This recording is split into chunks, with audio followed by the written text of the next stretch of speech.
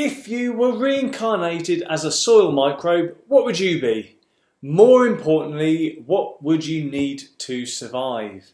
Well, in this video, I'm going to explore that subject briefly and look at the basic requirements that soil microbes need, not just to survive, but to thrive so that they can work harder for you.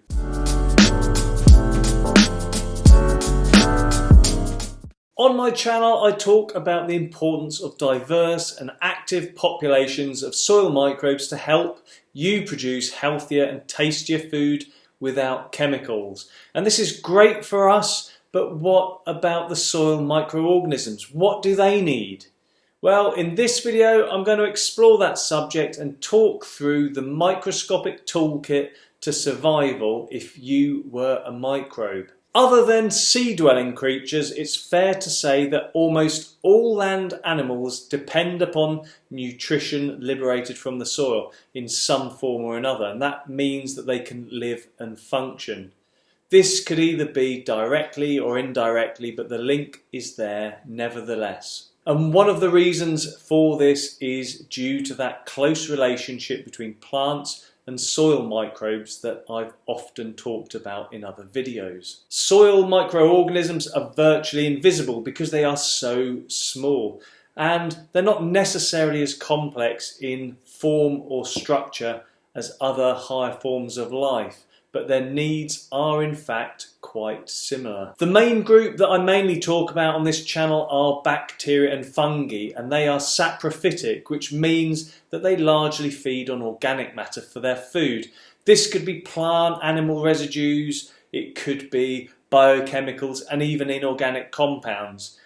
On occasion, some of these are often referred to as pathogens, and they're the organisms that tend to attack the living tissue of plants as well. Generally, the vast majority of bacteria and fungi that we are concerned with belong to the plant kingdom and are diverse in their physiology or function and morphology, so their structure. Due to their tiny sizes and their dynamic ways of working, they therefore tend to be present in much larger numbers than organisms that are part of, say, the animal kingdom.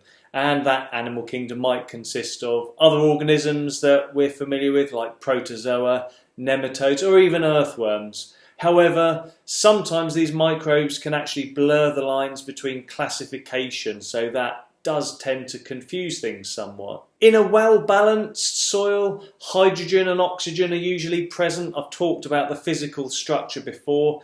When these two gases are present in sufficient quantities, that could be in water, it could be in atmospheric gas format, they can supply the needs of the microbes. Basically, provides them with air to breathe, which is one of the primary requirements as a microbe. These microbes also depend on the soil for their energy and food, which they use to grow and reproduce.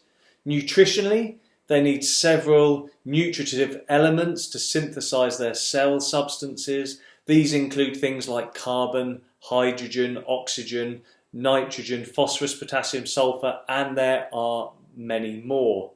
These are generally taken from the soil mineral fraction, and often phosphorus is the single one which tends to be in much greater demand than some of those other ones. One of the most important elements in nutrition of microbes, though, is nitrogen, and this is used by the microbe either in the form of complex organic substances such as proteins and amino acids, or as simple inorganic compounds such as nitrates or ammonium salts. Some groups of bacteria are even able to obtain their nitrogen requirement from atmospheric nitrogen, so they can take it in from the atmosphere surrounding them, which is really clever, and also this ability to freely bring nitrogen into the soil can be really useful if you're growing plants as well. In order to consume organic matter in the soil, bacteria and fungi make use of an array of enzymes that they have at their disposal. They secrete these into the soil and they cover the organic matter. They help to break things like the lignin down so that they can digest the otherwise insoluble proteins or carbohydrate molecules. And the great majority of soil organisms are dependent upon the complex organic substances of the soil or the oxidization of inorganic substances for their carbon and energy supply.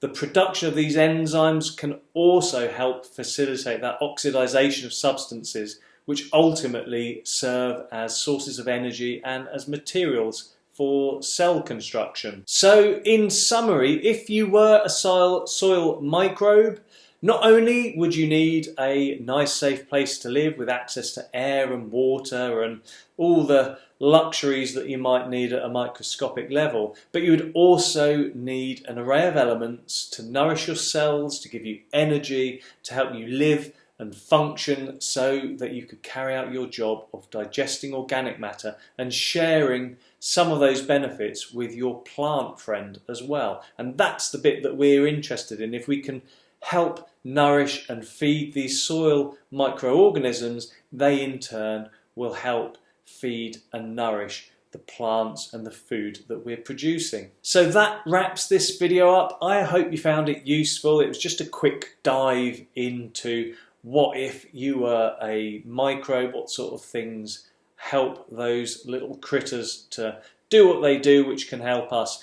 If you like videos that give you tips and advice, pointers in the right direction to grow healthier, tastier food without the use of chemicals, then do consider subscribing to the channel. You can also now follow me on my own website page, which I've recently created, www.simonsoil.com. Super easy to remember. If you like this video, please give it a like or thumbs up. That really helps me as well. And I look forward to seeing you in the next video.